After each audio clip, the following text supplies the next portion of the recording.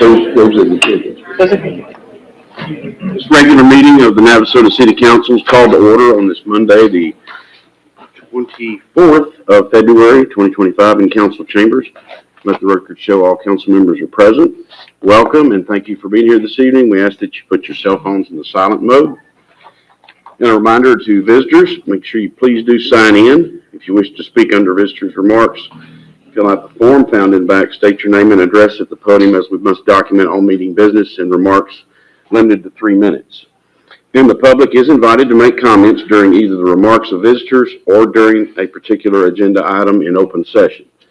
Speakers who wish to address the City Council must complete the public meeting appearance sign-in sheet and present to the City Secretary before or during the meeting.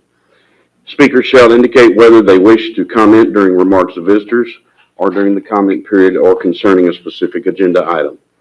When recognized by the mayor, the speaker should approach the podium, state his or her name and address for the record, and if speaking on behalf of an organization or other group, identify the group represented. Only one person may address the City Council at any one time. Speakers must limit their presentations to no more than 3 minutes. I encourage speakers to not merely repeat views expressed by others if it has already been stated. Speakers must limit presentations to matters related to the business of the city and within the city's jurisdiction. Personal attacks are not allowed.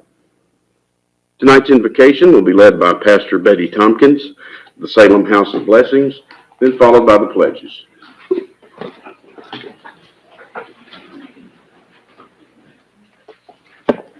Good evening. Let us pray. Heavenly Father, our Lord and Savior Jesus Christ, we come before your presence this evening, God, with thanksgiving in our hearts.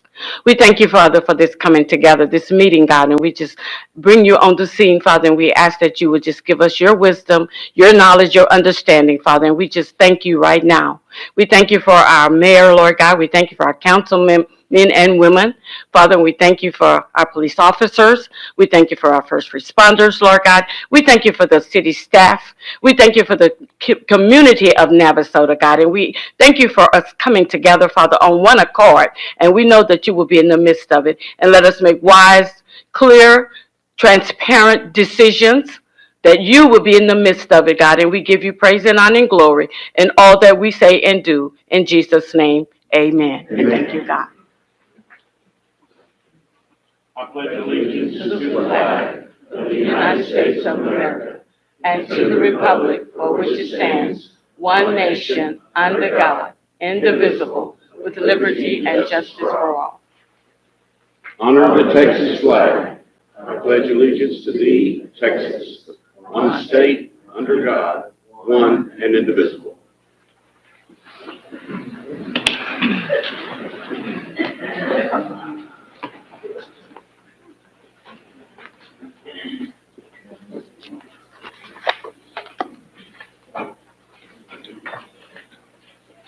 We will start with the remarks of visitors. Start with Deborah Fincher.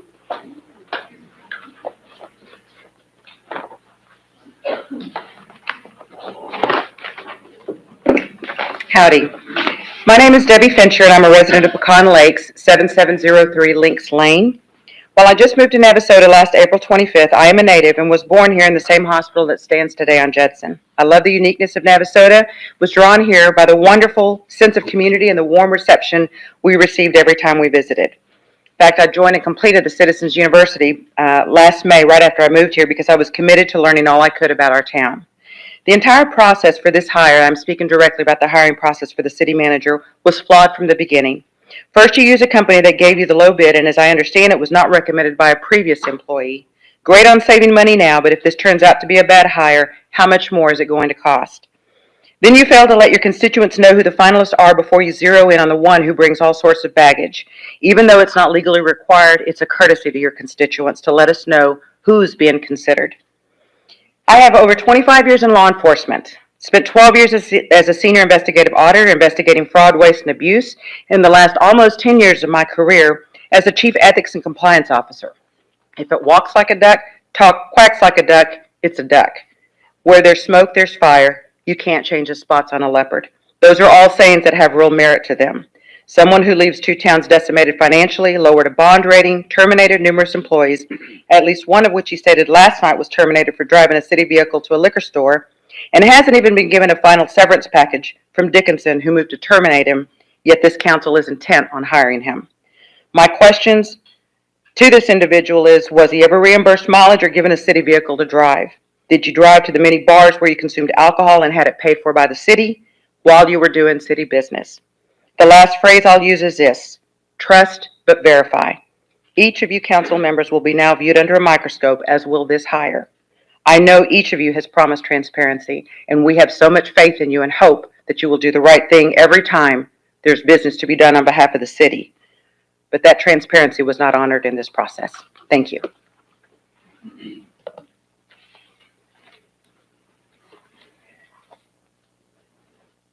Kelly Austin.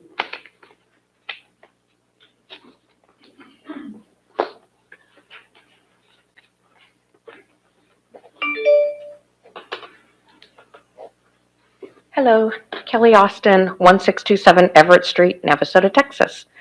I've lived here for almost 30 years, although we're in debate, 29 or 30. I think it's 30. I am proud to call many of you my friend. I am proud to call some of you my new friends. I'm so proud of my town, and I'm so passionate about my community.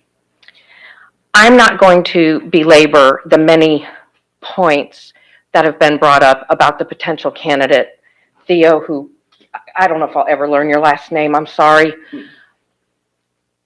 As the previous person said, he has a lot of baggage. And we find more baggage every day.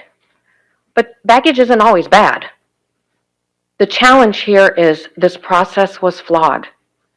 For past city manager hires, the community has had the ability to have a little bit of input via a committee or just general conversation because we found out further in advance.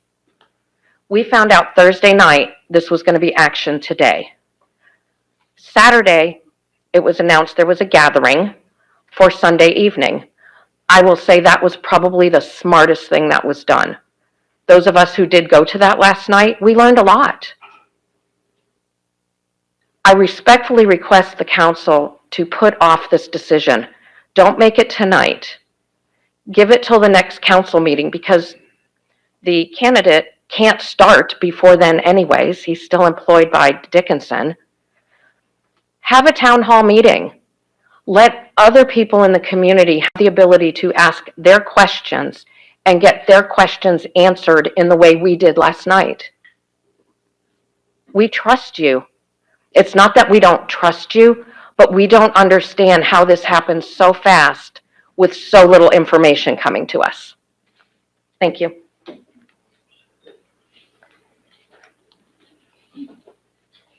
John Cleveland.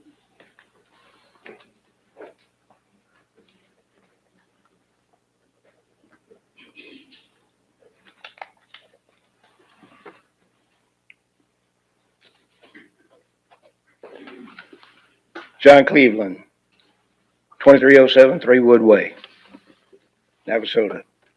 First, thank you for the opportunity to speak, and thank you for the community for being here as well. Navasota, Texas, I could go through history. I grew up here. Like in the 70s, Navasota was voted one of the top 10 small towns to grow up and live. There was between 500 and 5,500 people here. Seemed like the booming downtown back in those days, even as small as we were. Navasota's changed a lot over the last decade for the better because it had time to dwindle and now it's revitalizing, right? Downtown's continuing to be revitalized with new businesses, new restaurants, etc. We've been through hard times just like other small towns, but I can see the light at the end of the tunnel. On this path that we're on, community wants to see the town thrive. That's why they chose Navasota to make their home. This is why I knew I would always come back and really wanted to come back before I did. There's been a lot of chatter about the new potential city manager. The question is Theo Melancon the right fit for Navasota? Many of you own your own business or businesses, and you know the struggle to hire qualified candidates that want to work. For business owners, do you have a turnover in full-time employees? And the answer is sure, you have turnover. The next question is why? For those that are employees of a company, have you ever left a job? Why'd you leave? For some, it may have been a relocation of the spouse. For others, it may have been having a baby. From experience, and I have a lot of gray hair, people don't leave companies, they leave managers. I've left several managers in my time. Ethics is the number one reason, and bullying is another. Trust is earned over a period and can be lost in a flash. Ethics, I don't need anyone ruining my reputation. I can do it by myself. Bullying is something totally different. When you have a boss or an owner of a business that thinks an employee is an indentured servant and runs a business bullying, it's time for escape. I worked for a large municipal. I negotiated with the vendor to have some equipment replaced that was out of warranty for free. But others wanted me to spend $22 to $29 million on new. I said no. I was hired to be a steward of the city. I would not sign. In another job, I had a $3 million budget. $300 million budget, and along with others, was treated like an indentured servant. Turnover at that organization is a revolving door. The web is a viable source of information. Yep, some of it may be bad, but some of it may be good. Reports shared that 120 people left the city under his watch. Why? I won't go into the uncovered questionable city expenses, but what concerns me more is the bond rating. Mr. Mayor, that's 3 minutes. That's time. Thank you.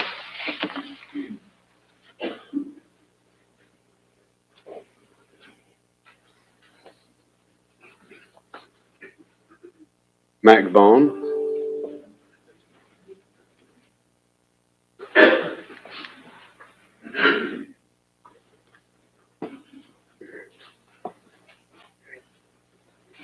You know, it's wonderful to be here tonight and see so many people. There's been other meetings that we've had, but haven't seen near as many. I can't understand why. We've had a lot of honest discussions, and I tell you, every one of those people up there have been elected, and we trust them in making the right decisions. The one thing I want to caution everybody on is there is no value to tearing anyone down. We can accentuate the positive and eliminate the negative. And I trust that God's grace and the way we've been brought up is going to have an effect on the way we interact tonight. Because, you know, you think about it. Ye without sin cast the first stone. Anybody? No. But grace should be the base of what we're doing, and encourage one another and lift our city up and not tear it down. So I can tell you this, last night at that meeting, there was humility that Theo exhibited. He was not holding back anything. He was there, and it's a human being that's sitting over there. And we need to remember that. All of us are. We should approach life with grace. Thank you.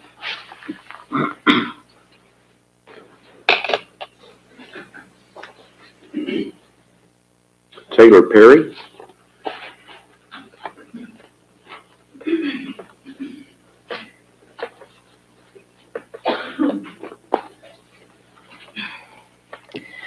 Good evening, members of Navasota City Council. My name is Taylor Perry. Address is 516 Grimes Street. And I stand before you today filled with profound disappointment regarding the decision to consider Theo for the position of city manager. The concerns surrounding Theo are alarming. Allegations of inappropriate romantic relationships with city employees raise serious questions about his judgment and respect for workplace boundaries.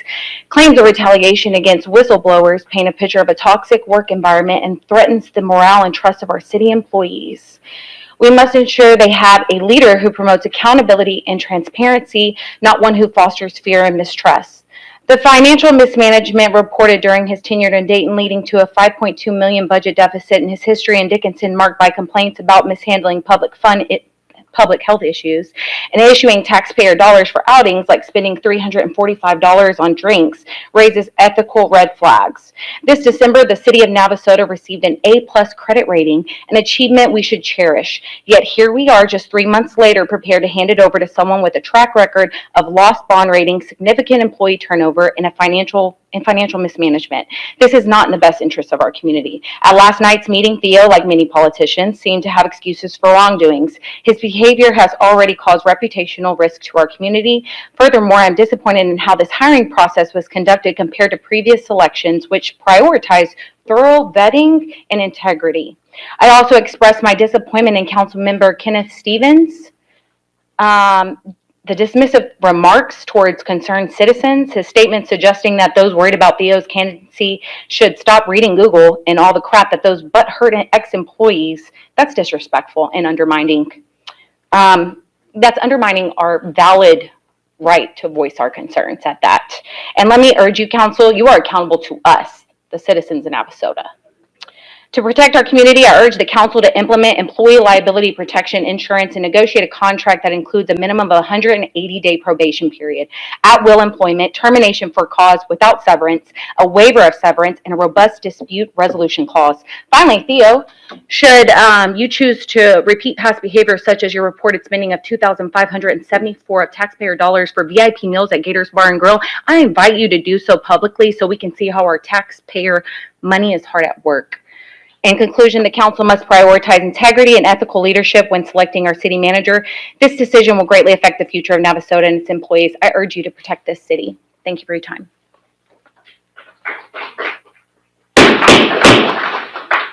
No outbursts, please. Thank you.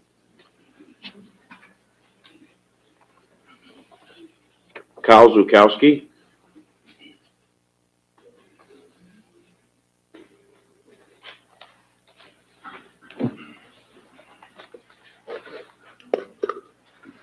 Good evening. I'm Kyle Zolkowski. I live at 2306 3 Woodway here in Navasota. For the past 15 years, I've worked in municipal government. My views are mirrored by some of those that have already spoken, and I'm not going to spend time going over those again. I sent all of you on council a very lengthy email that would take me longer than 3 minutes to read, so I'm not going to bother with that. I'm going to trust that y'all read it. I am going to use my time to address a couple of things, though, that bothered me more, almost as much as what's been going on, but how it was done. Communication and professionalism. I can use lessons in it at times. I speak off the cuff. I have nothing up here but 4 lines of notes. That being said, some of the things that I've seen come from council regarding this are not professional. I'm going to read one of them. I'm an Aggie. This is from a fellow Aggie and was sent to someone as a reply when they had either an opinion or an inquiry about this decision. The reply, they used a pseudonym or at least their initials for their email. Dear HT, the Navasota City Council knows and has more information about Mr., and I'm going to mispronounce your name probably. Mine gets mispronounced a lot. It's Zolkowski. So, Melancon? The Navasota City Council knows and has more information about him than you do. If you're a concerned citizen here in Navasota, you can contact me direct by telephone. My telephone number is on the city website. We can discuss this election without you having to hide behind an anonymous username. If you're an employee of the city of Navasota, why are you worried or concerned? I strongly advise that you stop surfing the internet with old information with the intent of changing council's mind. That will not work. Go do your job. That is not the way to speak to someone. I don't care if they're an employee of the city, a resident of the city, or a resident of somewhere else. City council works for everyone in this room, whether they're a city employee, a resident, or a guest. We put you in office. We have the ability to remove you. My final message tonight is a call to the city and city council to start considering term limits. I do not think that in this day and age, and as much as this town is growing, we need to have a council that has to be limited in their scope by staying on council as long as they do. I welcome challengers to run against council members. That's how this process works. But at the same time, most cities use a term limit. We need it too. Thank you for listening.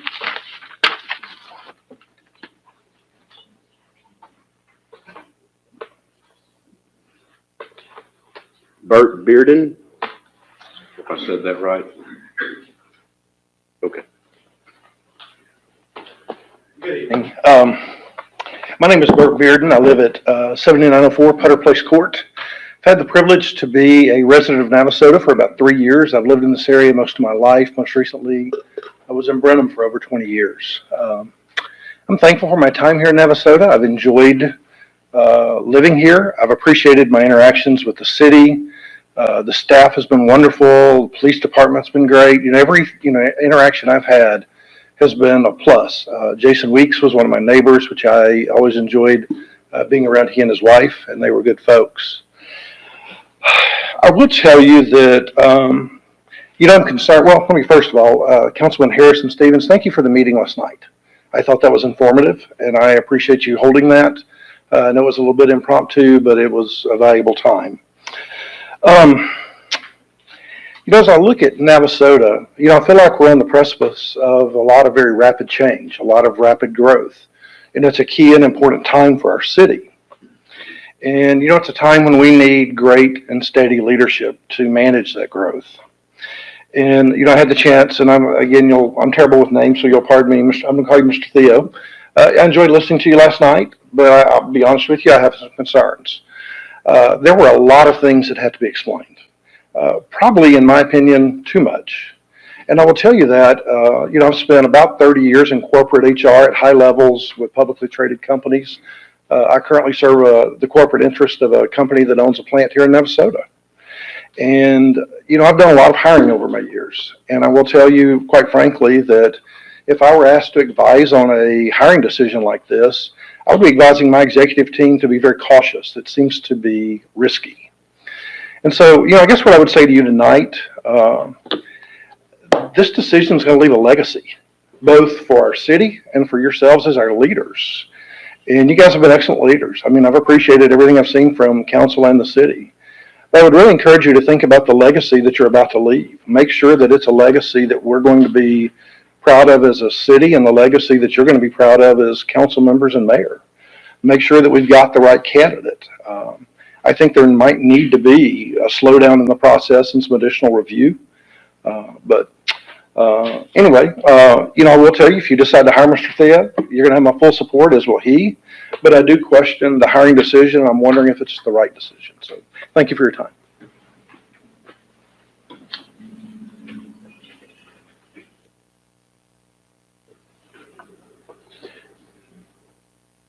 Richelle Her, and again, I apologize if I did not say that right.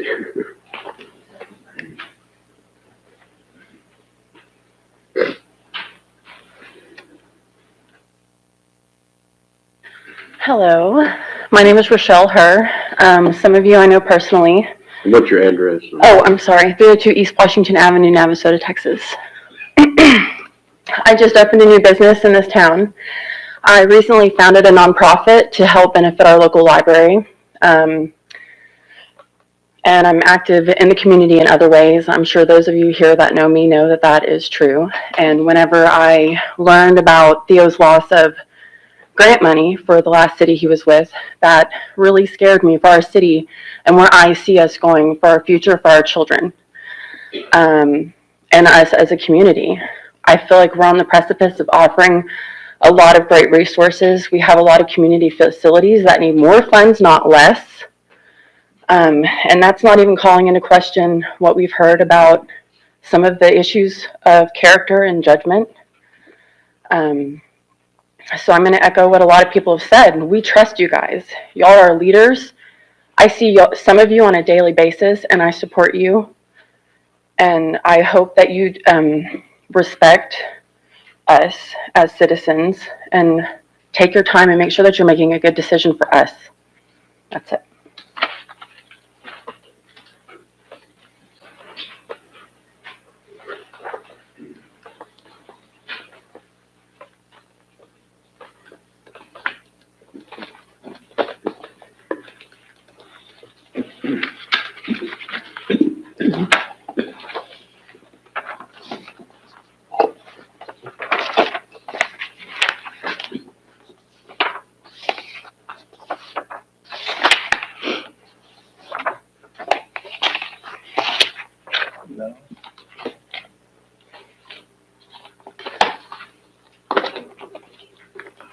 Item 4 is the staff report.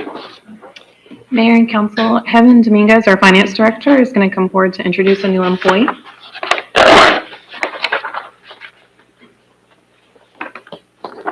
Evening, Council. I'd like to introduce Shania McFarland. She's coming to us with over 15 years of experience in accounting and finance management. And, oh my God, I'm blanking out. She is the mother of 2 daughters and is happily married. We're happy to have her. And how many years did you say? 15. 15. I heard 50, and I'm like, Oh. no wonder.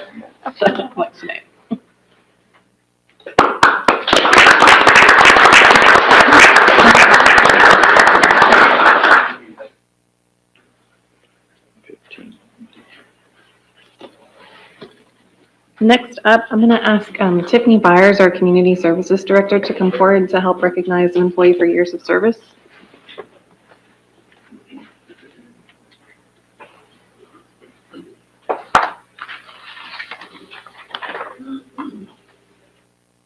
Good evening. So I'm excited tonight. Janet Eady is here with us. Janet, I see you in the back there.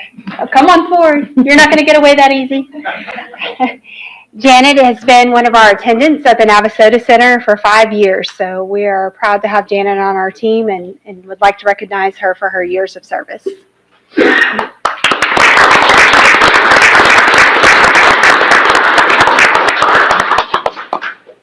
Probably didn't realize you were going to have some.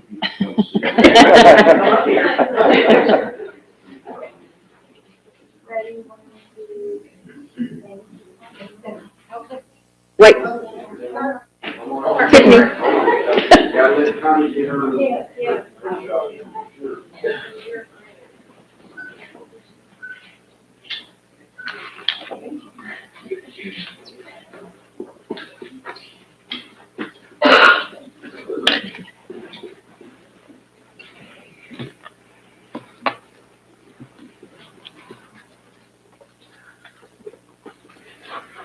Next, I would like to ask Matt Julian, our Project Manager, to come forward to give a CIP update.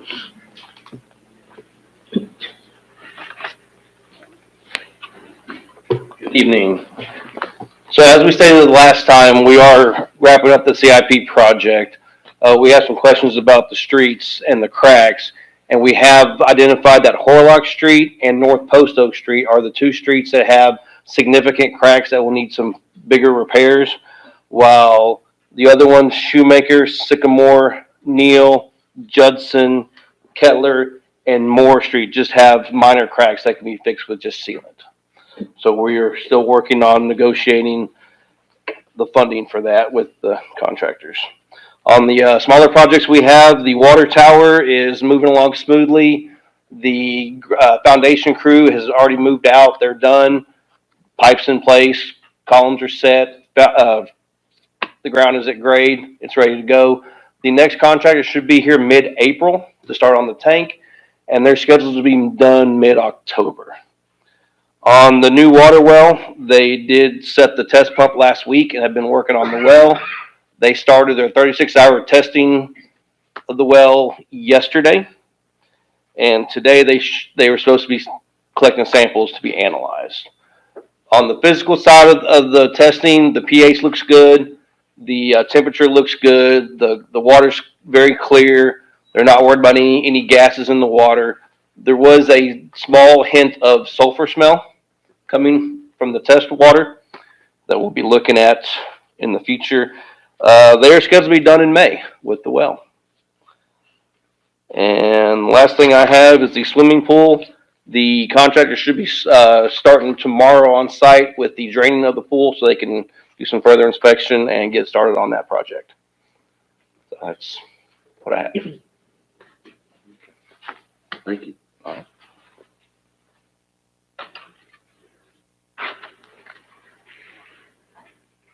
Any reports from council, from boards and commissions? We had a meeting with the planning and zoning where they had further discussion about the tattoo studios, and I believe the results of that we'll be looking at item number 6 on the agenda tonight. the airport board met, and there's gonna be another new hangar on the south end, of where all those hangars are lined up right now, so that's underway, they've staked it out.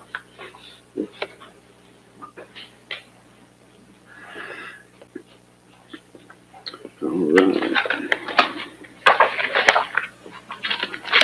Just a reminder, the annual Texas Birthday Bash is kicking off this Saturday. You can still get tickets if you don't already have tickets.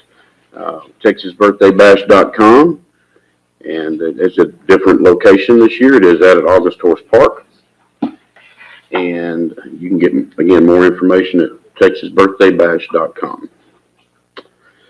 And the community challenge that I spoke about before is coming up, ending on March 9th. So if you have those healthy activities that you're doing, like drinking water and eating healthy and physical activity, you can still download that app and still get involved in it to get points for Navasota and for the school district. And Navasota's doing pretty well in the rankings. I didn't download the latest numbers, but we're gaining on a few communities. So thank y'all for those who have been involved in that.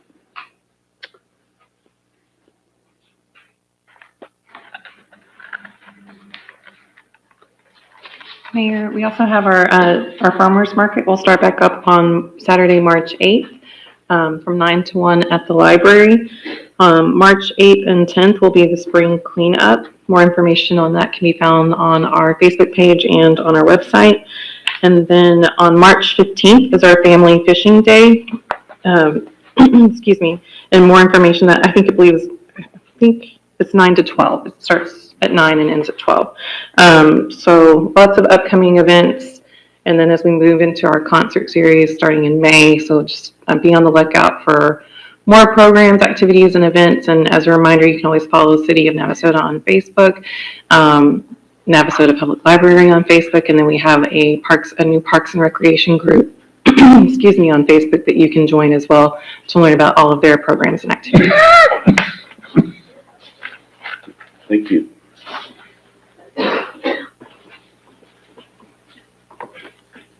Item 5 is to conduct a public hearing for the purpose of receiving public comment and testimony regarding a sign variance application submitted by Extreme Signs on behalf of O'Reilly Auto Enterprises LLC for the installation of a freeway pole sign, a sign type not allowed along North LaSalle/Business 6, located at 700 North LaSalle, Navasota, Grimes County, Texas, 77868, legally described as HNTC Block 9, Lot 1R.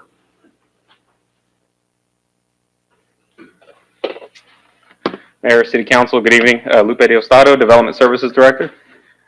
I'm sure most of y'all have noticed the construction going on North LaSalle. O'Reilly's is moving forward. They went vertical last week. Let me start. Open the public hearing at 6:35. Oh, sorry, man. Sorry about that. Yeah. Repeat what I just said. The construction. Rewind. Yeah, rewind. The construction is ongoing. They started going vertical with the walls last week. This petition came we're about 2 weeks ago for this sign. Essentially, what they want to do is a replica of the current sign that's at the strip center now. Current zoning regulations don't allow for that anymore. Actually, not zoning regulations, building regulations. And so a variance is required in order to build that same type of sign. The proposed sign is about 20 feet in height. Total square footage is a little over 100 square feet. There's pictures in your staff report and your packet of what they want to do. I also believe that representatives from Extreme Signs and O'Reilly's are here tonight. I didn't get a chance to meet. There they are. In case y'all have any questions about the proposed location. My understanding is it'll be, right along North LaSalle, Business 6, if approved.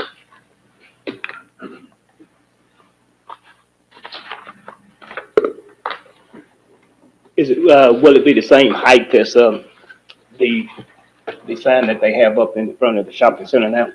I don't know exactly how tall that sign is, since it's been there for so long.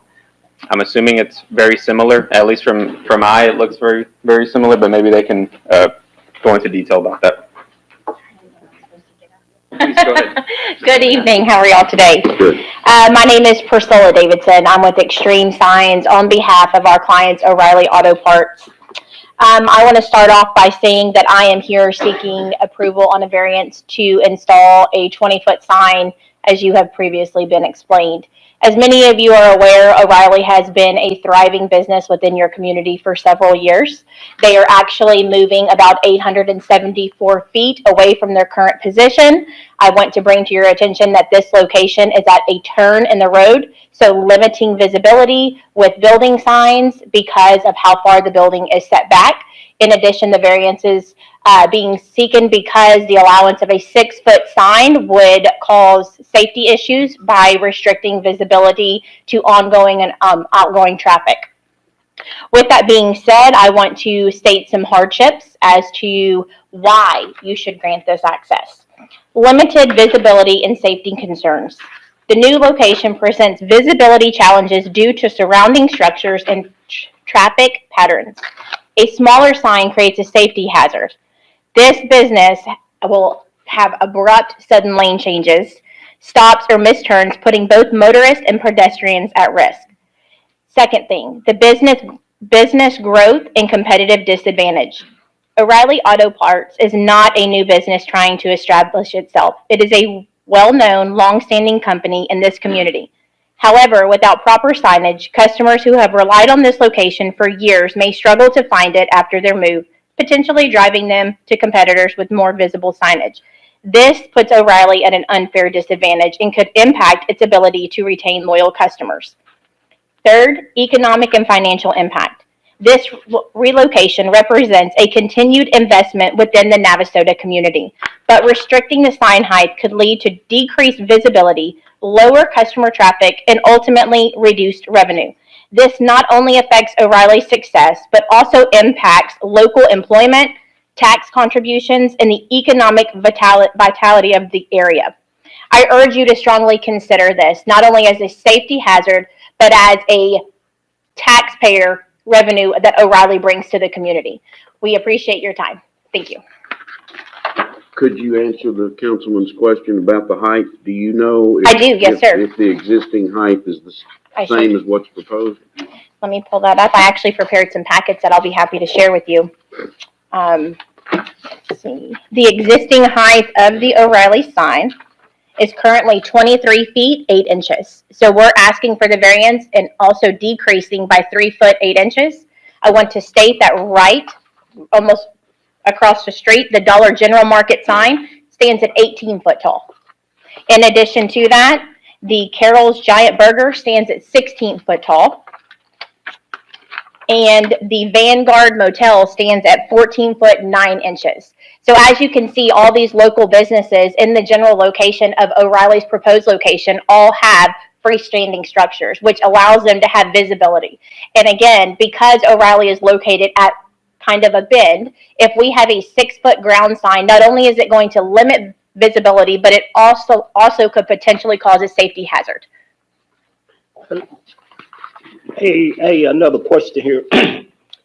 On the picture of the building, it's the sign you're proposing here, is it going to be on LaSalle and Dixon Street, or is it going to be on this side or the north side of your building, facing LaSalle? It's going to be facing LaSalle. Yes, but I'm saying, is it going to be at the corner of Dixon and LaSalle, or is it going to be up further north?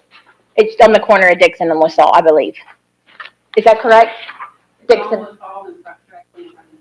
In the storefront. It's on the front of the storefront facing LaSalle.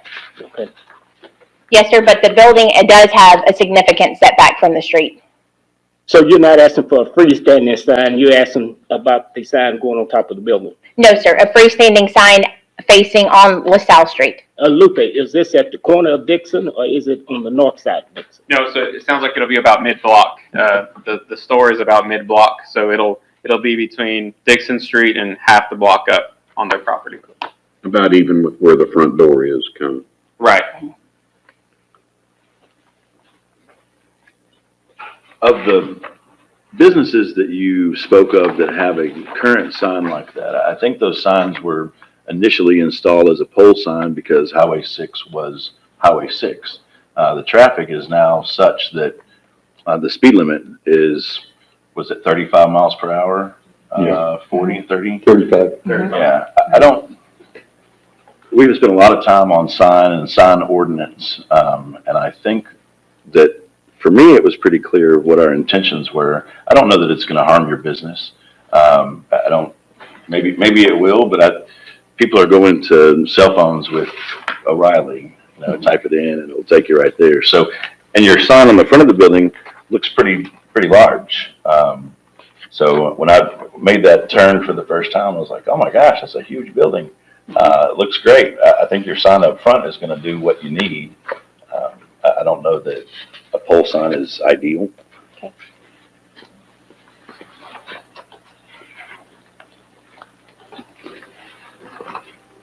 Because the point of a pole sign is to get the height so that people can see it from far away, right? Correct. Yes, sir, that is correct. And again, I'm not certain when the ordinance changed, but the Dollar General Market sign is it's a fairly new structure at 18 foot. So I don't, The structure of the sign has been there. It's just, it was Brookshire Brothers or TG&Y or whatever it was back in the day. when they reran it, okay, so it didn't fall underneath the grandfather classification then? Is I that think it correct? does fall under the grandfather classification. Okay, the face change does? Yeah. Okay. As long as they don't change the structure of the sign. And all the other ones that you mentioned have been there. I've been there some Yeah, time, correct. yeah, Since Yes. I was a kid, Okay. best I can tell. Sure. Thank you for your time. What's the height of the sign on the facade? I'm sorry, can you repeat that? What is the height of the sign on the facade? They're usually about 63 inches in height for the O'Reilly letter set and about 24 to 28 inches for the auto parts. No, what is the From grade height from the ground? grade to bottom of the sign is probably about 20 feet. So this sign is not gonna be any taller than the building? No, sir, it's not going to be any taller than the building. Okay. No, sir. And Lupe, you did send out letters to Yeah. folks in the area. Yes, sir. We placed a sign on the property, published an ad in the Examiner, and mailed 61 letters. And no response from anybody. I received one call from the adjacent business, Ray Drew's Garage, about it, and then just played phone tag and didn't catch each other. Is there another design that you can come up with that would show what it would look like if it was more of a monument sign? I don't know that that's ideal. I think that because of how, well, I don't even know what the parking lot's gonna look like, but I would assume, could you build a monument sign into the parking? Still at the 6 foot height, is that what you're? Still at whatever the ordinance says now. Yes, sir. So the ordinance is, I believe, is 6 feet now. So it's ultimately going to come down to O'Reilly. O'Reilly has a trademark and a standard. So it would, just depend on if that sign would fall within their brand guidelines.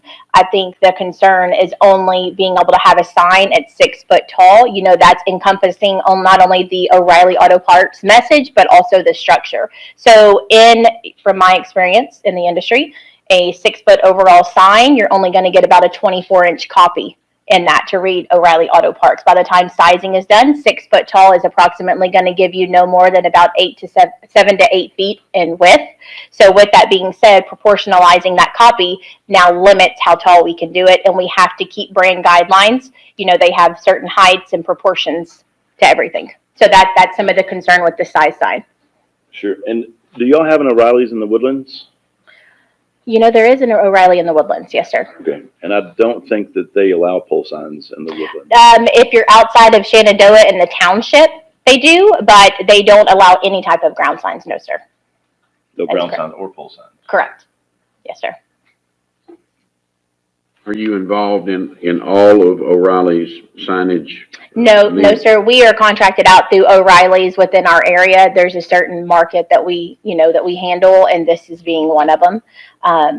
We have worked with O'Reilly for several years now, trying to, implement and help hold brand, as well as situations like this where we go up and try to express the need in having this for visibility, because signage is so important. Until you don't have it, you don't realize how much you need it. And it greatly impacts a business to not have any, or to have signage that is not visible at all. So we ask that you guys consider that when making your decision. Again, with the new ordinance being at 6 foot tall, that's going to limit the visibility for the actual copy. And as you mentioned, 35 miles an hour, if you're set back quite a ways, it's going to be hard to read a 24-inch copy. But you're gonna have a huge sign on your building that is Yes, sir, huge. that is correct. So there's gonna be no missing it, I don't think. Well, the problem is you can't actually see the building till you get up on it because the setback of the building and how far you have to come down this road to be able to see the building. Yes, sir. So yes, there will be a sign on the building, but until you're in close proximity of the building, you cannot see it. Can we show the layout on this and exactly where this sign is gonna be? Yes, sir, we could definitely. I believe there was a picture of that, correct? I believe there was a picture of that. Yes, sir.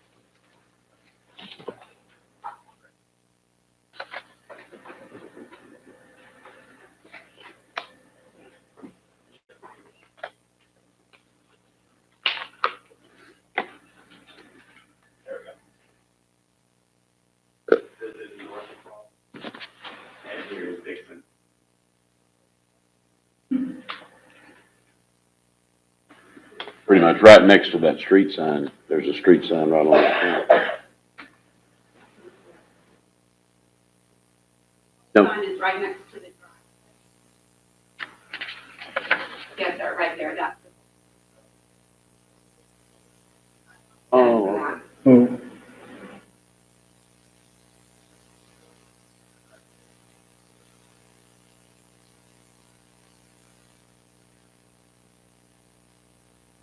And Lupe, not only is it a pole sign, but it also has the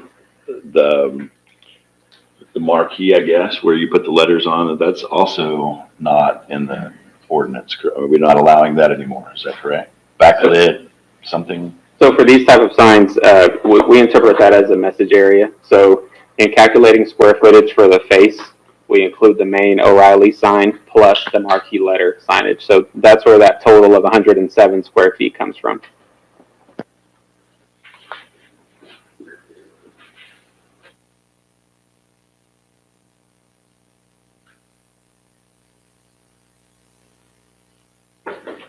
So as you can see, we're set back a bit off the road. So limiting us to 6 foot in height will cause issues with visibility, which is why we're seeking a higher sign. Yeah, because I'm assuming the Dollar and Carol's and Vanguard would be considered closer to the street than this would be, right? Carol's is similar. Theirs is actually right next to the building. Yeah. And the Vanguard and Dollar, yeah, they're a little bit closer to the street.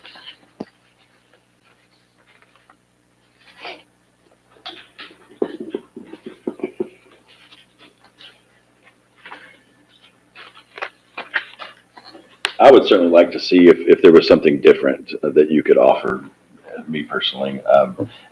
We spent a lot of time on signs, and not because of anything that O'Reilly has done. We're just trying to become more uniform. And I don't know, there's a lot of pole signs in town. Mm-hmm. And I don't know that we need them all with the speed limit the way it is today. and At this point, though, we have every other business up there has a pole sign. It does, but at some point, you gotta, Is the existing sign going to be taken down? Yes, sir. Existing sign will be taken down and a new will be put up. Yes, sir. And I understand uniformity. I agree.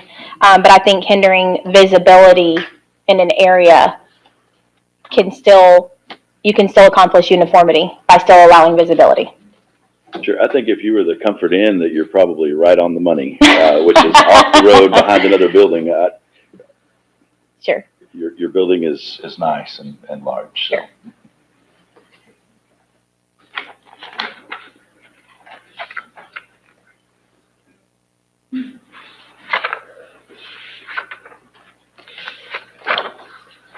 And this is a public open hearing, you don't have to sign up for it, so if you want to speak to this item, please do. Thank you for your time.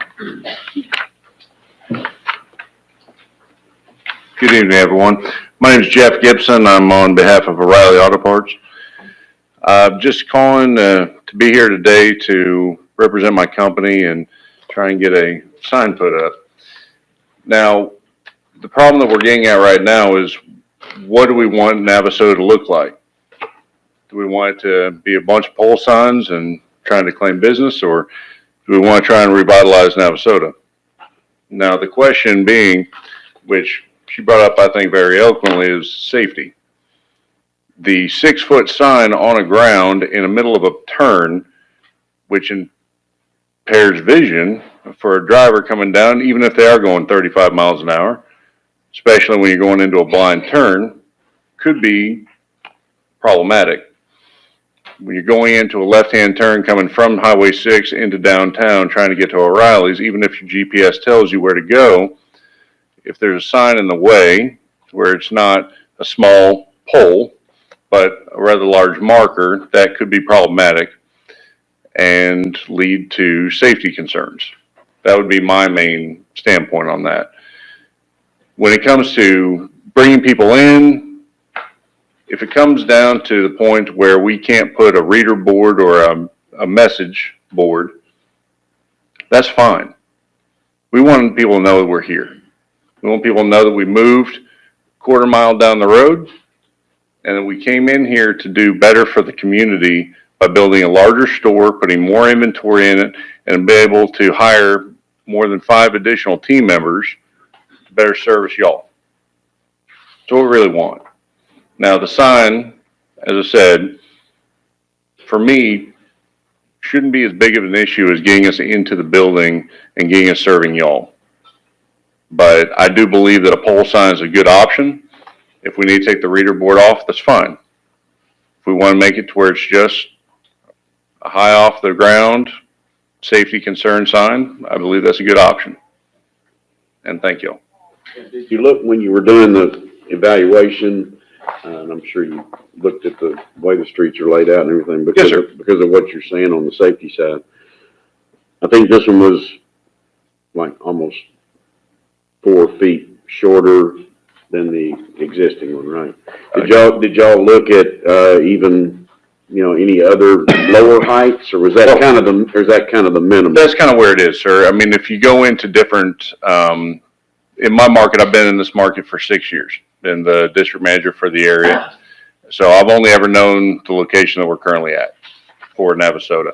But I do have 2 examples, if y'all are in the area, of the Bryan College Station market where there are different sizing variants. There's the South College Station right by Walmart, to where they do have a pole sign without the reader board option. And then there's also the one, pardon the term, but by Fatburger in Bryan, just south of the bend, where they do have a marquee style setting to where it sits on the ground. And for the location that we're currently at, I believe the better option would be the vertical pole sign without the reader board.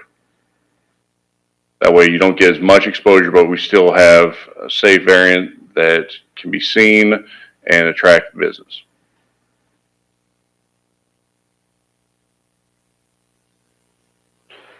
please don't get my question mixed up with, I don't support you and want you to be here. That's Okay, sir. not what I'm saying. No problem. No problem whatsoever, sir. Are there any other questions for me? Thank you. Thank you.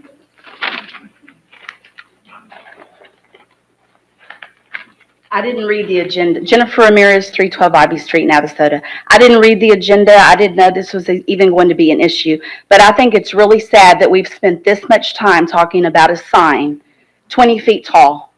And I realize that there are the rules of the city, whatever. We've already said there's signs around that same area that are comparable height. I'm 5 feet tall. 20 feet? We're not talking about something that's humongous. I think it's ridiculous we're spending time. And also I have a problem that there's 3 people speaking about it. Where are the other voices of you guys? Speak up about this. Like, get some energy. This isn't the Woodlands, Josh. This isn't the Woodlands. And I've been here before to speak about things that I feel strongly about. I don't want it to be the Woodlands. I don't want it to be whatever. The Woodlands drives me crazy when I'm driving down and can't see a freaking sign. Where are we? Am I going to run into a bush? Where? Oh, I passed it. Dang it, I got to go back around. It's insanity. That doesn't make sense. For 20 feet, give the man the sign. Let's be serious about this. It makes no sense to me. Ridiculous.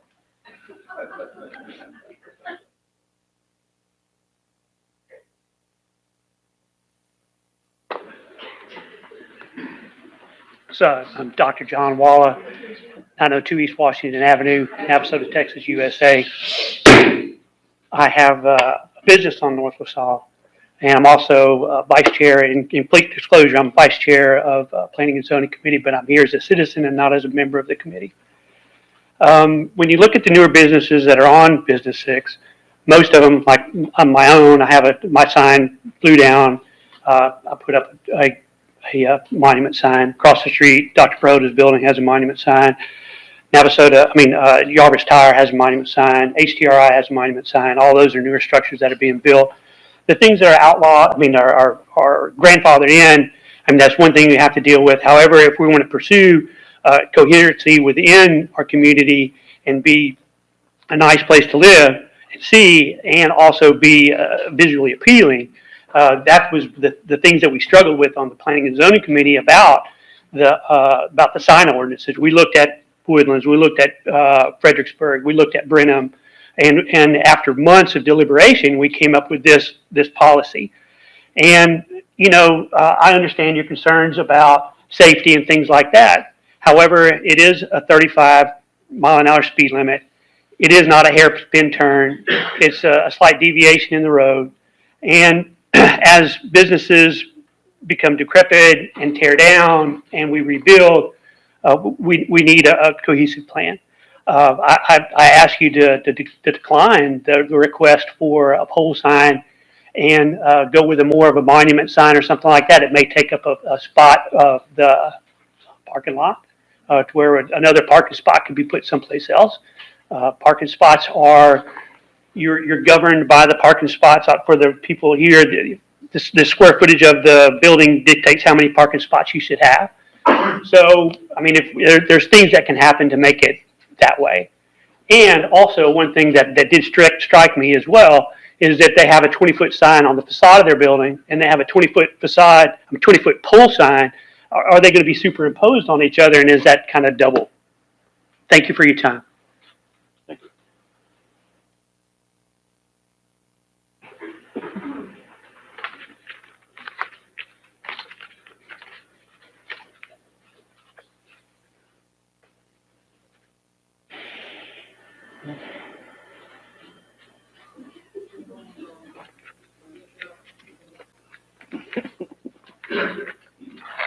Sharon Hudson, 7404 Masters Drive.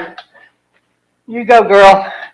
She said it. We're spending a whole lot of time on this sign, but I did have to come up, and I was here when we were talking about trying to make it more uniform and having some outline in the downtown area.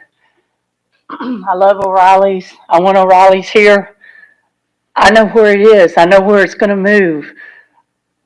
It takes me, just a few minutes to get through town, driving at 30 miles an hour, thank you.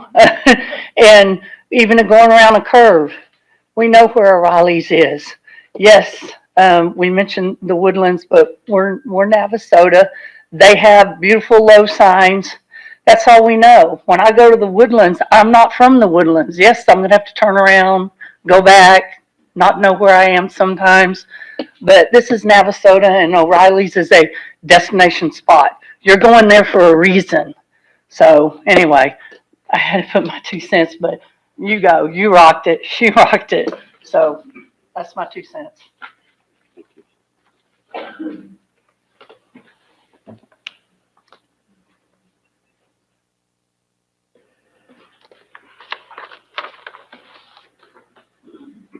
Okay, we will close the hearing at 7:03.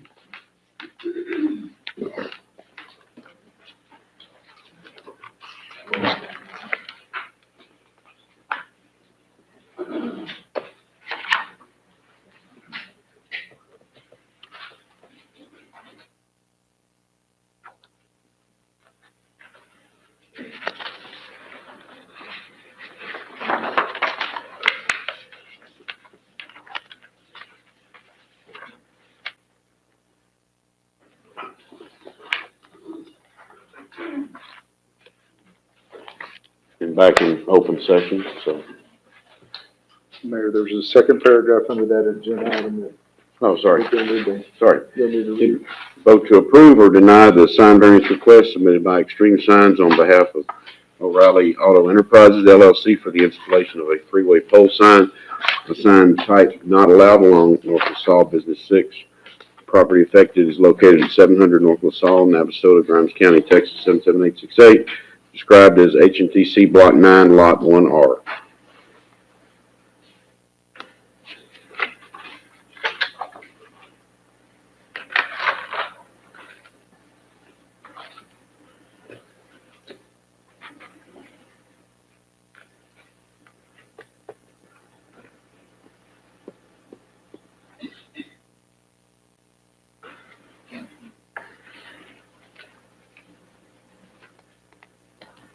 Mr. Mayor, I move that we deny the sign variance request submitted by Extreme Signs on behalf of O'Reilly Auto Enterprises. Second. Motion by Mr. Gessner, second by Mr. Schultz to deny the variance request. Any further discussion? All in favor of the denial, please say aye. Aye. Any opposed? Seeing none, item carried.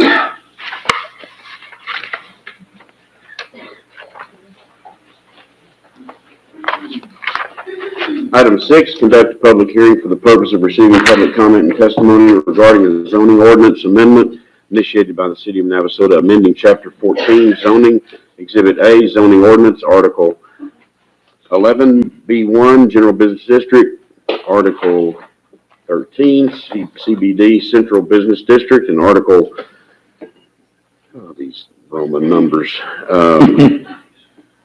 24? Definitions of the Code of Ordinances of the City of Navasota, Texas regarding adopting regulations governing tattoo studios and allowing tattoo studios in certain zoning districts. And you open the public hearing? And we'll open the hearing at 7:06. Mayor, Council, this item, a little bit of background. Fast as we can. A little bit of background. Staff has been in communication with a local business owner that wanted to operate a tattoo studio in the city. We've had a lot of conversations about what the regulations were many years ago when one was approved previously. And so that led to Planning and Zoning conducting a use inquiry workshop that's outlined in the zoning ordinance. That is what happens when a use doesn't exist in the zoning ordinance. And so Planning and Zoning Commission is tasked with finding if one, do they want to allow that use, and two, where. And so that was conducted on January 9th. A really good discussion with Planning and Zoning. Ultimately, they reached a consensus where they agreed that tattoo studios shouldn't be treated any differently than personal service shops, for example, hair salons and things of that nature. And so they agreed that tattoo studios should be permitted in B1 and CBD zoning, which is downtown and some of the main corridors. And so on the 13th of February, Planning and Zoning held their public hearing, and they voted on a recommendation to approve the proposed zoning ordinance language that one establishes a definition for tattoo studios, and as well as adds them as permitted uses under B1 and CBD. The only special additional requirement added on that nature of business is regarding signs, putting a maximum limit of 32 square feet. And for reference, that's about a sheet of plywood is about how big that is. I think the downtown boutique, Jaden Lane, they recently did a wall sign. That's 32 square feet for reference. Legal counsel, we work closely with Carrie to get this ordinance to its current state, and it is the final version in your packet.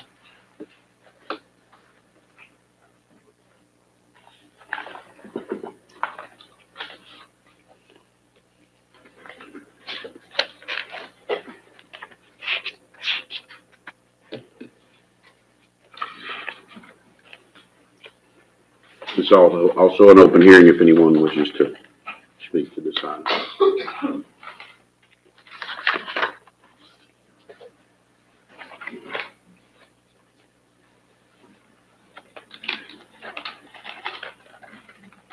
Hi, Deborah Richardson, 1202 Lane Street. I sent an email to Planning and Zoning. I don't know if y'all saw it, but I just wanted to quickly reiterate what I said.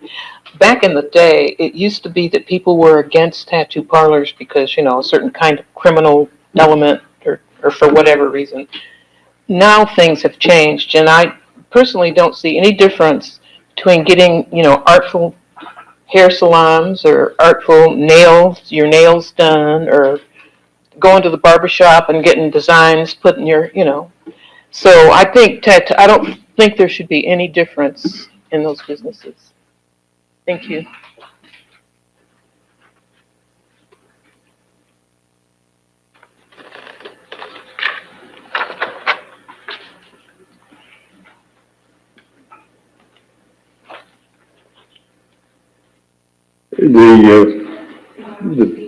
The problem, I'm sorry,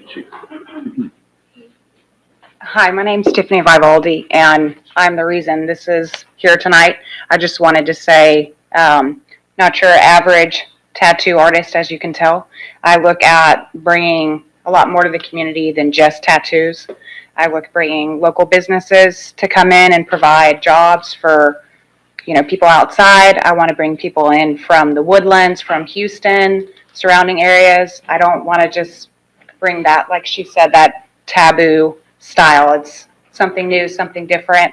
And I love my community, and I really want to bring art back to this town. Much like Brenham, where they have a lot of murals and uniqueness that is brought in. That's what I hope to do with my studio. So just wanted to say thank you for your time.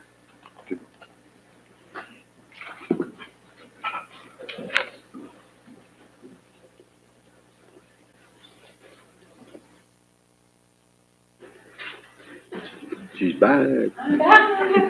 Hi, my name is Rochelle Herr. I just recently opened a business in downtown Navasota.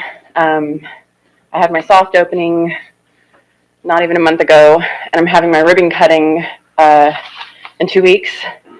And I can tell you that over 90% of the traffic that has come into my very unique shop that is unlike any other shop in downtown Navasota has been sent by Tiffany.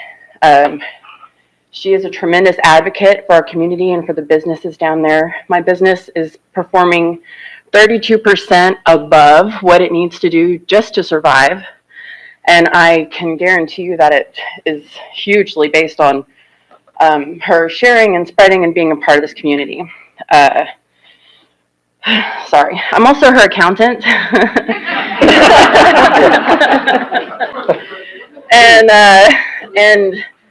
And after 5 years of, I started my first business 5 years ago, and I just didn't have the guts to put myself out there. And if you know Tiffany, she's constantly putting herself out there. And thanks to her, I've also gone public with my accounting service. And I've grown that just this year, last year with her help, over 50%. I am 4 weeks into tax season and I'm already 200% more than I was the year before that she had already helped me increase 200%. So I feel like, you know, she's highly favored and any business that she interacts with is going to do better. And there is a certain type of person that comes to downtown Navasota because all those boutiques are very similar and she brings that kind of client to us. And she's really a positive influence. So I hope you consider that, you know, that we need that change and that people who are putting their money into having a small business here need people like her supporting us, advocating for us. Thank you.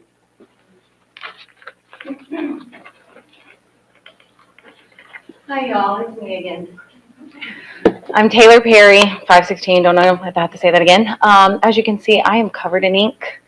I'm not your average person either. I have certifications from Harvard and MIT, and I'm an Aggie myself, so I don't like the taboo that comes with tattoos. I pride myself on my ink, and each have meaning.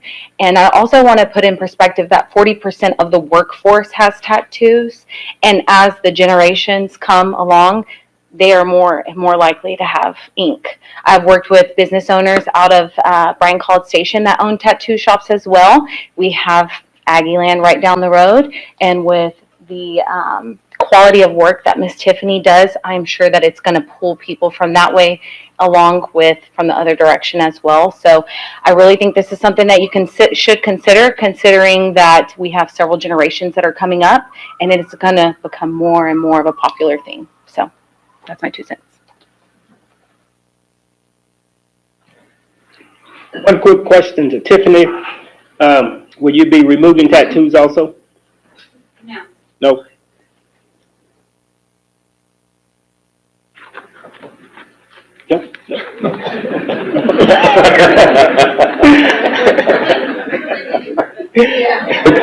Just wondering. Looking at this from the other side, because of my age and the fact that I spent 12 years in the Navy, I start off with a different view of the tattoo art.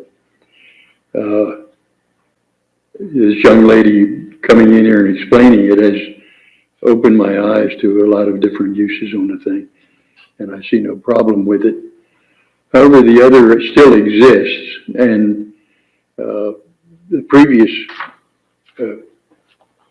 permit that we gave to somebody to do this, we cited several things, several control items. If we put this under permitted, then we have no control over what else we do with it.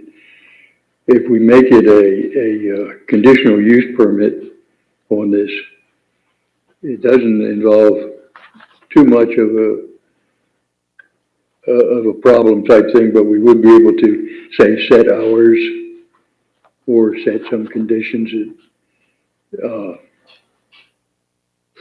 maybe make it a little more palatable to some of the people of my generation. So.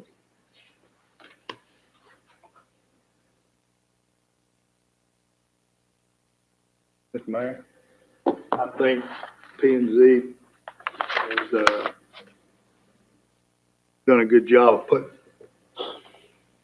lining this thing up and setting some boundaries on it, and I'd like to see it happen.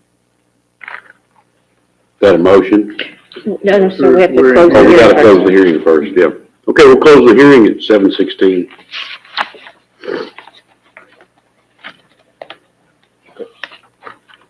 Mayor, What? Oh, let me read it, yeah, okay. Yes, sir. Gotcha. Open. Yeah, pardon.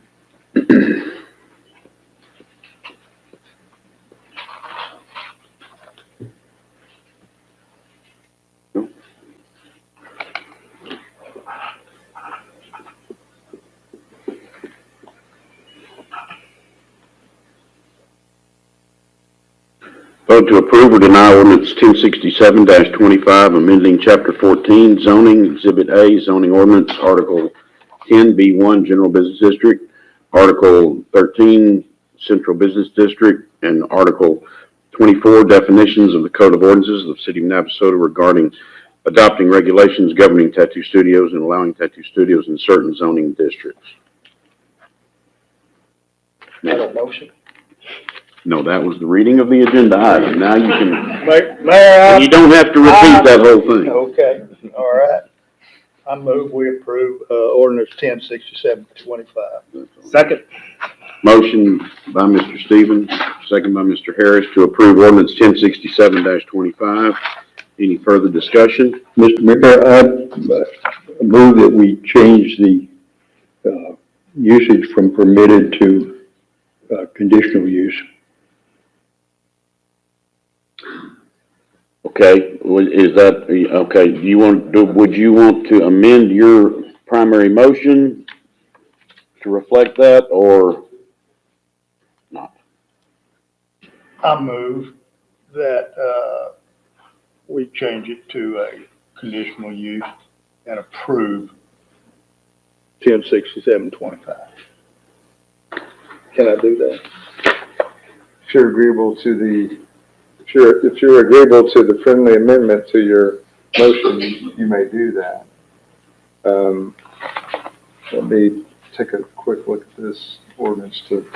We can vote on the main motion first. You don't. No, I think what Councilmember Mayor Pro Tem Gessner is saying is if you would be willing to make that change to your motion as a friendly. Now, you could go ahead and go through the, is there a second to that motion, that subsidiary motion, and vote on that, if you want to handle it that way. I'm willing, I just want to see the thing come in. Okay, then we have an amended motion. We have an amended motion. Do we have a second for that amended motion? You still on board, James? Mayor, for clarification purposes, would it be adding it as conditional for both zones, B1 and CBD? Yes.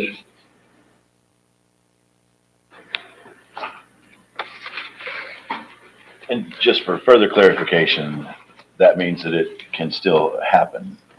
Yes, so. They can still bring a tattoo studio in. Correct. It would, the difference is it would require a planning and zoning, public hearing, action, and then city council public hearing and final action. Like, each individual business that wants to locate in that zone would need to come through the conditional use permit process. That would be the difference. So that it would allow the P&Z and council individual review of each proposed business. So that would be the difference. Permitted use, it can be done as a matter of right. You know, business could acquire the property, move in, operate it in accordance with state law and what the ordinance requires in terms of signage. If it's a conditional use permit, then there's a process you have to go through before you could locate a business within either one of these two districts. So I'd like to hold my original motion. Please. So we've got a motion and a second as amended. I think the amended motion would have to be voted on first, and then you can make another motion if that one doesn't pass. But if the amended motion passes, then that would be what gets approved by the city council, where we're at now. So right now on the table, We have the original motion and second still open. well, So now I made a motion to amend it. It has not been But seconded. we didn't get a second for the amendment. but he agreed to the amendment to that motion. Okay. So I think the amended motion is on the table.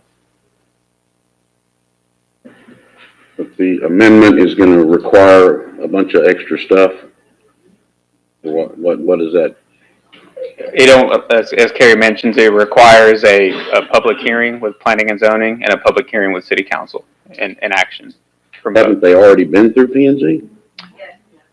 That was initially to have this discussion and make this amendment. So what we're doing tonight applies to all tattoo studios in the future, not just the one presented. It'll apply to the entire ordinance. And so right now what we're doing is we're establishing the framework for all future tattoo studios. So if the ordinance is passed as presented, as permitted use, it's only done administratively. We make sure that it's in line with applicable state laws and sign regulations. However, if it's a conditional use, moving forward for any new applications, they'll require planning and zoning and city council approval to have a little bit more say on specific things, as Councilmember Gessner mentioned, operating hours or other conditions that you would want to place on a specific business. So conditional uses gives council and planning and zoning a little bit more input on the operations of the business, maybe even some other applicable factors, versus permitted. It's if someone walked in City Hall today and said, I wanted to open up a boutique, we just make sure that it meets building code requirements and that's it. It's approved versus P&Z and council. So mainly what you're saying right now, what's on the table, if we approve it, they don't have to go back and do anything over, whichever way we vote. As written. The motion that's pending would require Correct. people to go through the conditional use permit process. So if you don't want to require that of people, you would vote against the current motion. If you do want Which to. is a conditional use. Correct, yes, sir. So if you don't want those requirements to be added, then you would vote against the pending motion. Let me call the question, that motion, and ask for a vote. Did we have a second on that one? We don't have a second. We don't have a second yet. Oh. Should we amend it? Okay, well then it fails, the amendment fails. Didn't have a second. Okay, I'm sorry. I assume there was not a second, I don't. Okay, I thought you Okay. agreed. I didn't hear with a that. second. Okay. Okay, well then My the fault. amendment fails. Yeah. Okay, That's right. now we're back to the main motion. Or does he need to restate that motion? I think it's pretty clear. Okay, all right, we have a motion, from Mr. Stevens and a second from Mr. Harris to approve ordinance 1067-25 with no amendments. Any further discussion? All in favor say aye. Aye. Aye. Any opposed? Seeing none, item carries. Thank you.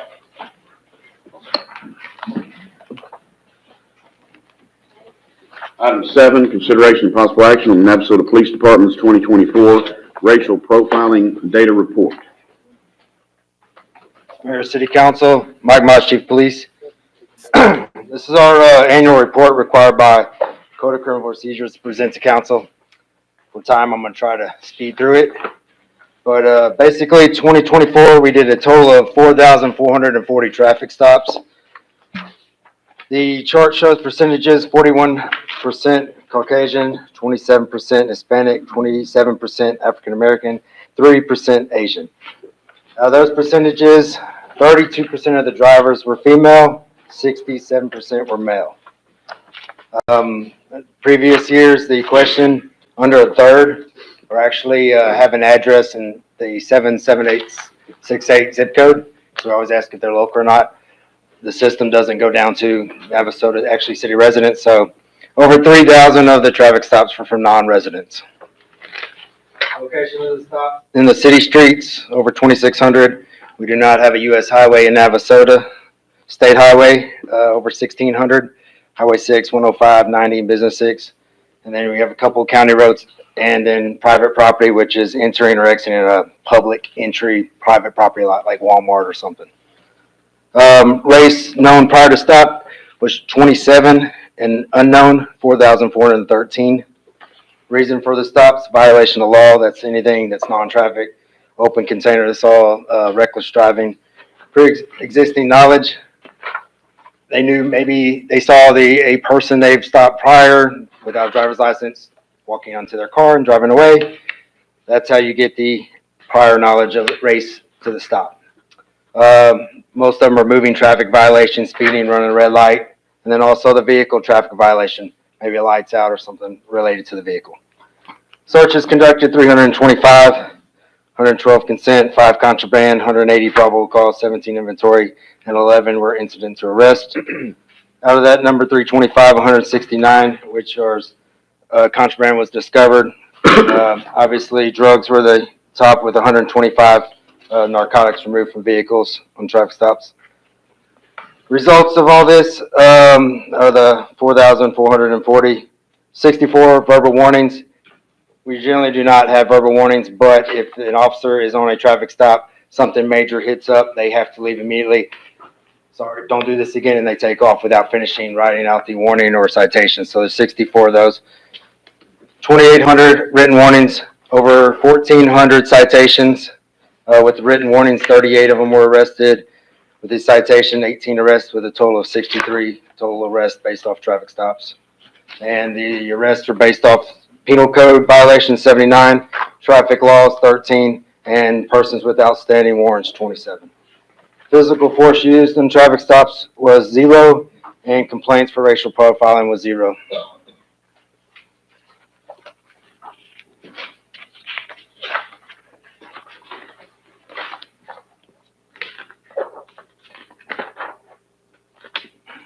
Chief, I think it's great results.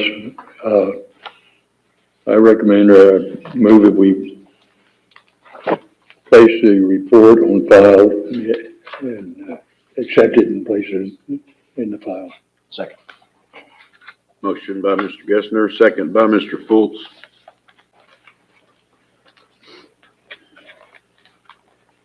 To accept and place on file.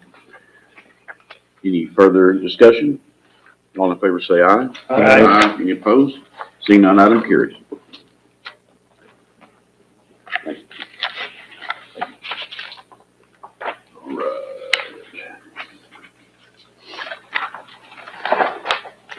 Item 8, Navasota Police Department Annual Update for 2024. Chief Mize. Picked the right day to do this one.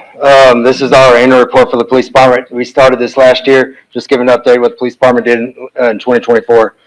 Total, we have 41 positions in the staff. Myself, chief, assistant chief, admin assistant. We have 7 in criminal investigation division. 1 is in evidence tech.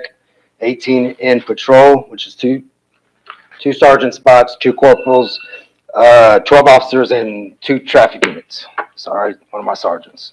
Got 3 in the SRO program right now, 6 dispatchers, 2 animal control officers, and 2 in the records division. So if you look at the stats, I tried to put the last 3 years. Calls in the dispatch, this past year, 20,656. A little bit lower than last year's 21,109. Out of that number, it's a little, I mean, obviously I learned 3 years ago how the numbers were real high. 9,321 were true calls. We took out the business contacts, the walking patrols, and medical. So that's really more law enforcement only related, and then we took out all the just business contacts. We make a call for everything every time the officer's out, in case something happens. On offense reports, that's when we actually go beyond just a call for service. That's an offense report. We had to do investigation. 843 last year, which is down. The prior year was 900, and in 2022 is 837. So even though population's up, our crime offense report is going down. You see a couple of stats. We have 0 murders report, burglaries were 30, theft 105, assaults 126. We did finish a complete audit of our evidence room. We have over 10,000 items in our evidence room. This was completed on January 2nd.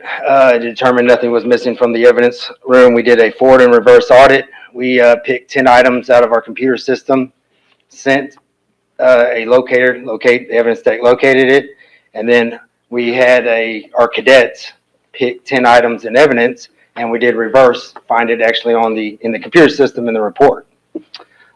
So that came out good. Good news. Everything's there.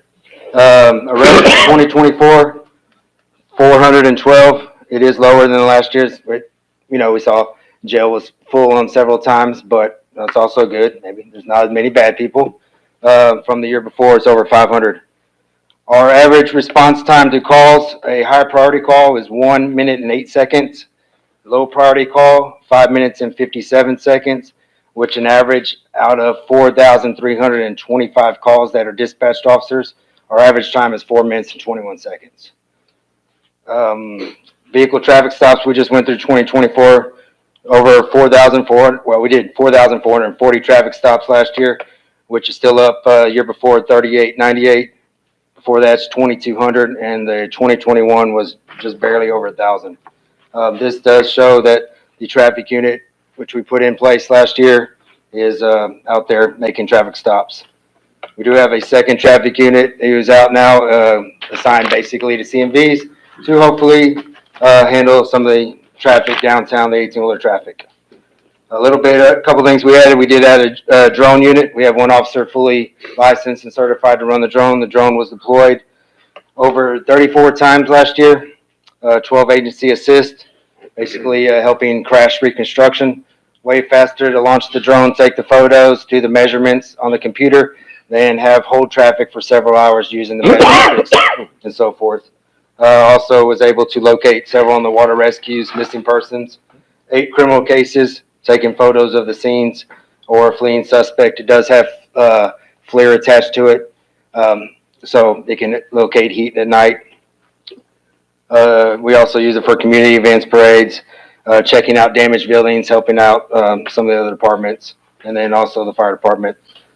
K9 unit, Diego, was attached to Navasota Police Department.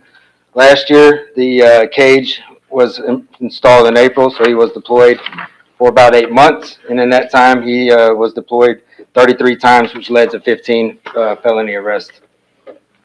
Some of the grants and donations. Last year, we did receive a donation from the True Blue organization, $35,000.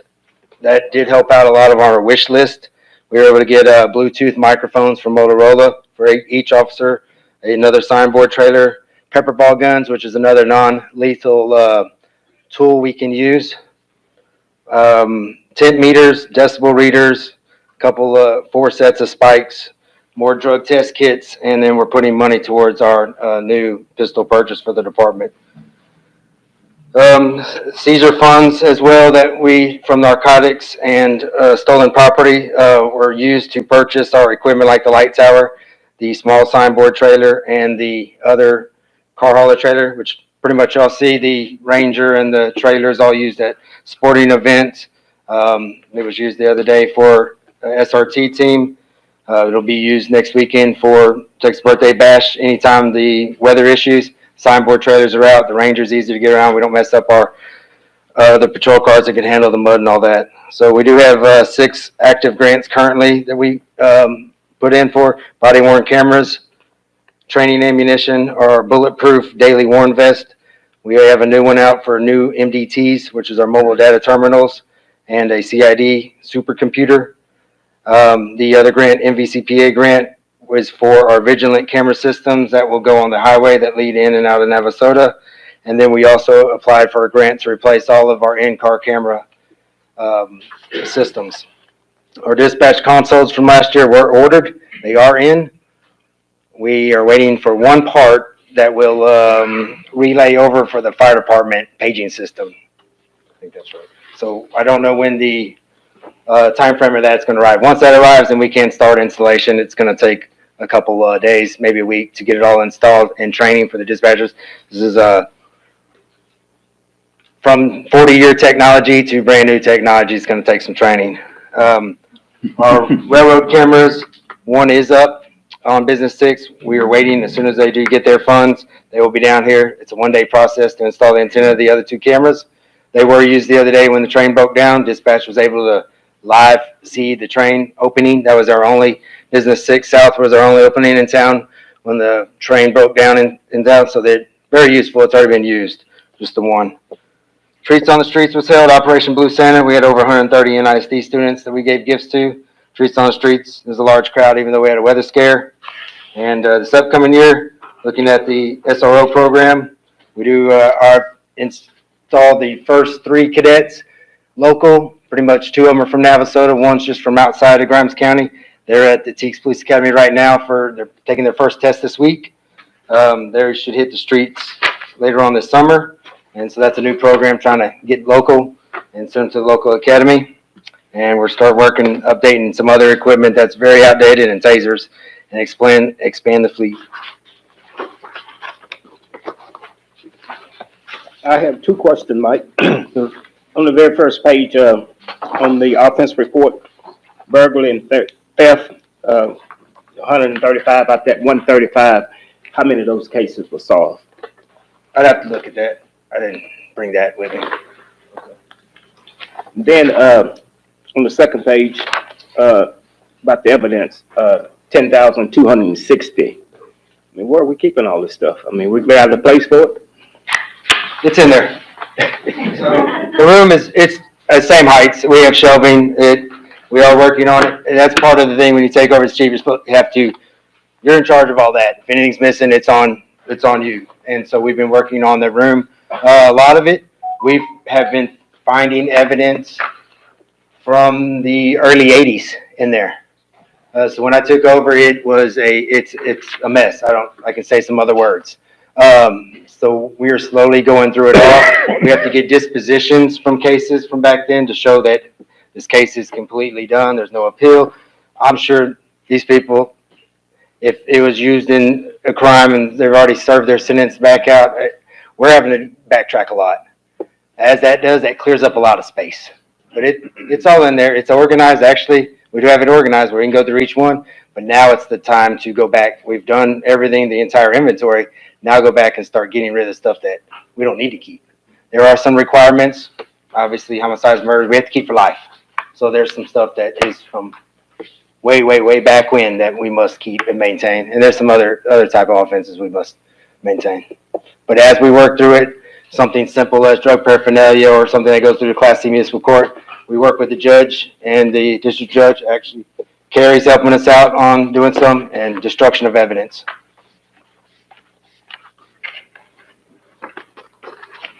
But the room is pretty full.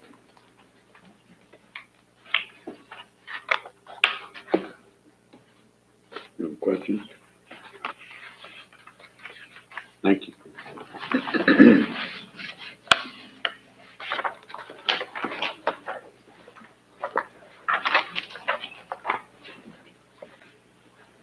Item 9, presentation and discussion on the 2024 Navasota Housing Report.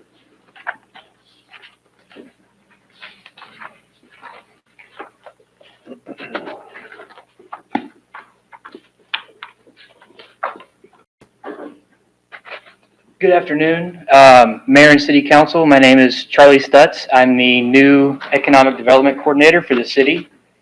And I'm here before you to present our Navasota Workforce Housing Report. This report is a combination of data that's been gathered from various reliable sources as well as through feedback from our community, mainly through our survey that we promoted and initiated this past year. So executive summary, I'm going to try to be brief in respect of everybody's time.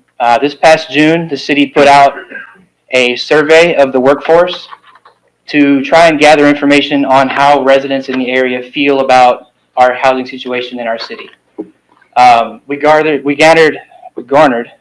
a lot of good information from this study. I do think it was a really good use of our time. We know our strengths of our housing market. We know our weaknesses now, and I'm going to try to take you through it as briefly as I can. I think everybody in this room is familiar with our area, but just in case you're not, the city of Navasota is the largest municipality in Grimes County. We're a town of roughly 9,000 people, and we offer the best employment opportunities, lodging, you name it in Grimes County. Navasota is the best place to go for it. In terms of how many people are in our city, we're growing quickly. Our 2020 census number was around 7,600 people. Our most recent estimate from the census is almost 9,000. That's a 17%, sorry about that. That's a 17% growth in population in a matter of 3 years. So the city's growing quickly, and it's our challenge now to try and accommodate this growth. And you can kind of see Grimes County is also growing very quickly. That's, it's 10.5% up from 3 years ago. This is just data on where people in our area are working. It gives a picture to what our income in our area situation might look like, as well as which professions are going to be looking for housing in our area. Our 5 most common are going to be sales, office and admin support, food preparation and serving, education, training, libraries, and administration, management, and executives. So to understand what the demand for housing in Navasota really looks like, you have to understand what our current housing availability is. And so that's what the next couple slides are about. Navasota has seen really promising upticks in single-family development. Pecan Lakes has been a big recent development. I know Hidden Hills has added around 100 homes recently. There's been very promising development on that side of it. Where Navasota is really struggling to keep up is with our multifamily developments, our apartment situation. It's not meeting our population growth. This list is a complete list of every apartment in Navasota. There's 100 for every market rate apartment. There's 113 available units, and the average age is 38 years old. In a city of 9,000 people, having 113 market rate apartments just isn't enough supply. In terms of our HUD housing, our subsidized income housing, we do have 373 units, and the age of those units is 42 years old. So not much development has happened on market rate or subsidized. But we do have 3 times the supply of subsidized apartments versus market rate. So if there's one particular area where we're lacking, it's our market rate apartments. This chart shows our development in single family, on the single family side of things. As you can see, we're making progress. What these numbers are is the number of new permits given out in each year. And so you can see that there is an uptick. So we're trending in the right direction on the single family side. In terms of how our housing is distributed, we're about 85% single family homes and about 14.5% apartments. Every city is different, but typical cities are more like a 65-35 split. We're 85-15. So we're definitely undersupplied on our multifamily side. Moving on to the actual survey. The city initiated this survey to really try to gain an understanding of how the residents feel about our housing situation. I know it was promoted heavily on our social media sites as well as pushed through the Grimes County Chamber of Commerce. I know they helped a lot. Because it's a workforce study, not every single survey respondent lives in Navasota. There's about 70% responses actually live in Navasota, and then 30% from people who commute into Navasota. So just to highlight some of the interesting questions from the survey, I'm not going to go through all 24 questions here tonight. If you're curious about it, you can find the actual paper on our NUDC website. But as far as who took the survey, the majority of people that took the survey were young, first-time home buyers, second-time home buyers, or people that are looking to rent apartments. Question 4 was, what is your approximate household income? This is to try and garner an idea of who might be looking for a house in this area. You can see it's concentrated right in that 50 to 60,000 range, and then as well as there's a big spike in people earning more than 100K. And this is household income, so if you have 2 people in a house earning 50K each, you're going to be in that category. But there is a significant amount of people here in this market that could, in theory, afford a bigger home with more amenities or a bigger neighborhood. I think the demand is there in our market. Which of the following best describes our housing situation, or your housing situation? 65% of the survey respondents were homeowners and 35% were renters. That's around that typical split of 65-35. But if 30% of the people that responded on the survey are looking to be renters, that's around 3,000 people if you extrapolate that trend to our population. We have 113 market rate apartments with 3,000 people looking to rent. So there's definitely a lack of supply. Question 8 asked, what is your monthly rent, or what is your monthly payment for your living situation? And the average to this question was $1,283. A lot of the answers were concentrated around that $750 to $1,250, and then another big spike around the $2,000 a month mark. Question 9, I think we garnered a lot from this question. The question was, if you don't live in Navasota, what barriers, if any, are keeping you from living in Navasota? And the most common two answers were lack of rental availability and lack of housing availability. So again, this really reiterates and is confirmation from our residents that a big issue is availability and supply. This question 11, was open-ended. It says, if you're not satisfied with your current living arrangements, please explain why.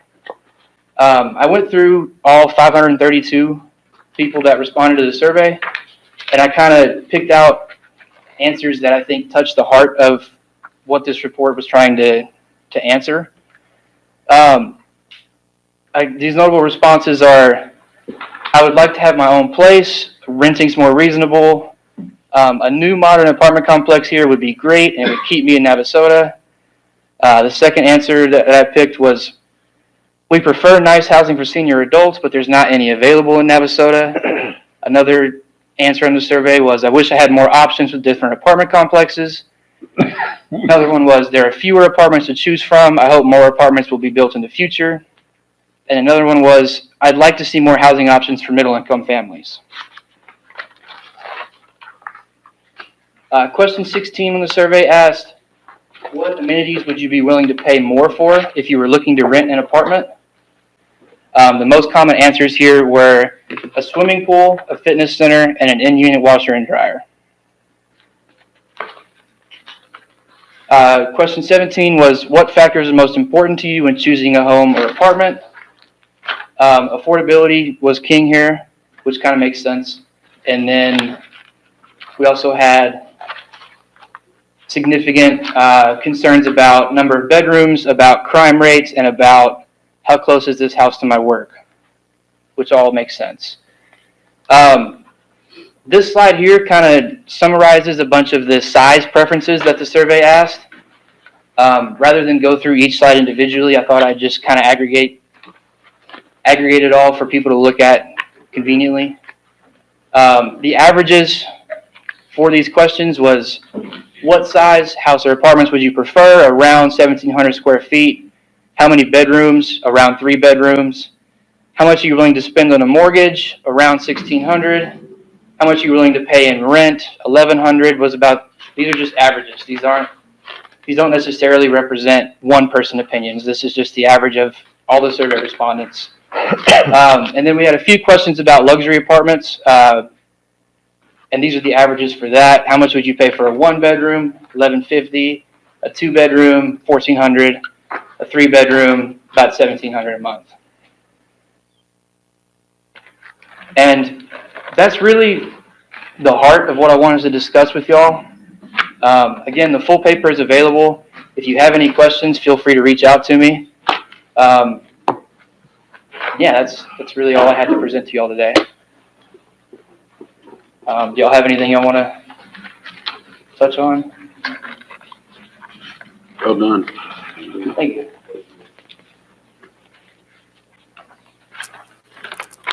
Thank you. Got a job ahead of you, don't you? Yes, sir.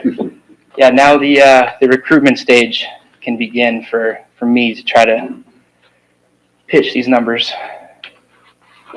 But thank y'all for your time. Thank you. Good job, Charlie.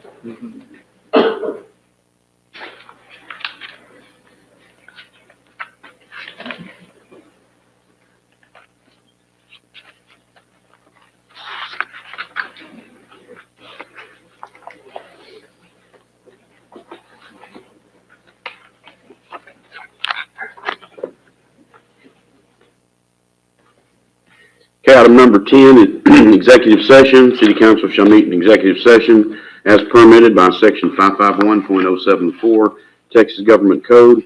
Personnel matters. One, for the purpose of discussion and deliberation regarding the appointment, employment, evaluation, and duties of the city manager.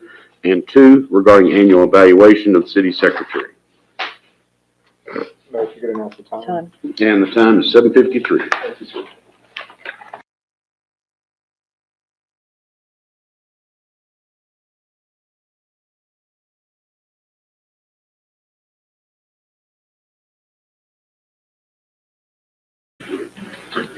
I will reconvene in open session. The time is 10:21 PM.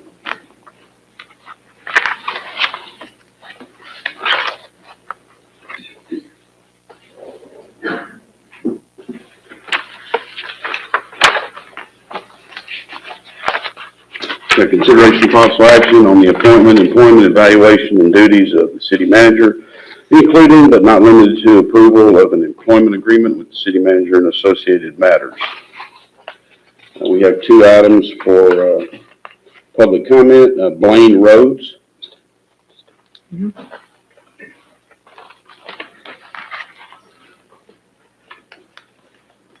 Good evening, Mayor and Council. My name is Blaine Rhodes. I'm at 1908 Spyglass. There's not really anything that I'm going to belabor that's not already been stated earlier about this entire process with hiring the city manager. I'm just going to say ditto to what Kyle said. I've moved all around Texas and I've been involved in a lot of city processes. I can say this is honestly the fastest I've ever seen a city manager process, hiring process occur. And just to kind of hit on what Max said, which I don't think he's here anymore, but the lack of attendance at prior meetings had nothing to do with a lack of interest. It was a lack of transparency on your part to even express that the process had begun. I would say on average, most of the time it takes 6 to 9 months to hire a city manager. And we've turned that around in less than a month since Jason was officially gone from his position. So hopefully this process is going to come up again fairly soon, God willing, and you reconsider how it's handled. Thank you.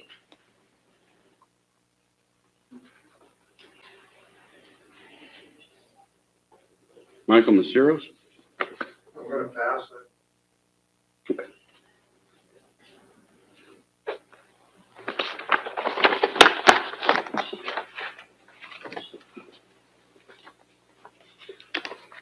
All right, council is still considering this item, therefore there will be no action taken tonight.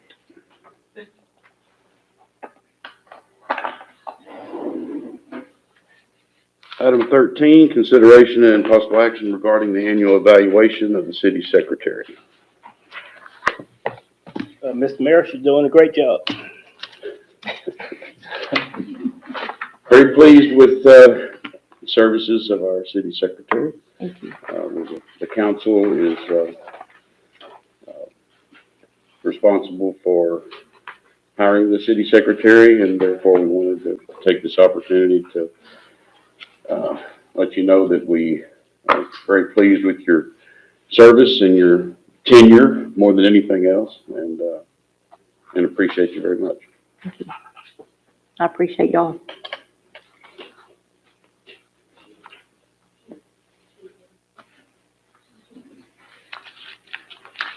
And we're adjourned.